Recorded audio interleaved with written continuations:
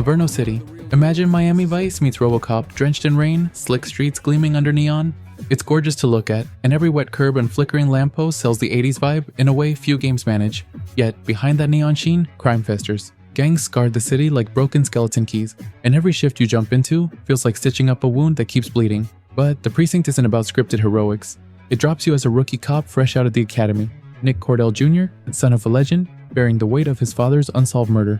That backstory fuels your nights, but don't expect cinematic cutscenes. Instead, you get static portrait panels, voiceover lines that occasionally hit like live strands of wire, and a genuine sense of I'm in over my head. It's unconventional, but it works. It reminds you how stark the world feels when you're the good guy with a badge and no superpowers. Here's the core loop. You start your shift at the precinct, you pick a patrol, foot, car, helicopter, and you head out.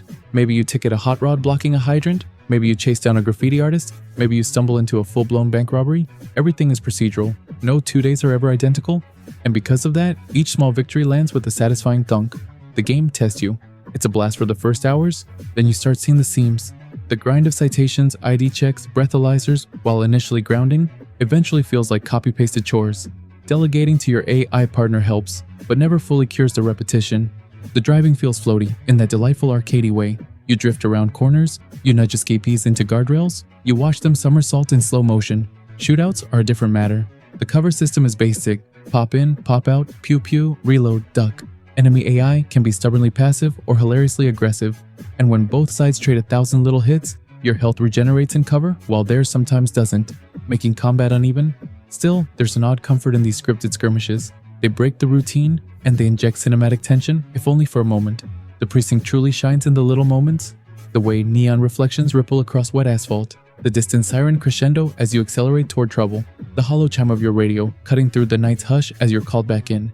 It's easy to forget you're playing a procedural sandbox when a single flawless arrest feels like a personal triumph, and then you hit the wall. 24 hours in, and you know every tick on the map.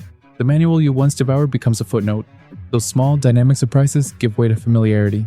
The Precinct is not perfect, it can feel repetitive. It has its share of quirks and rough edges.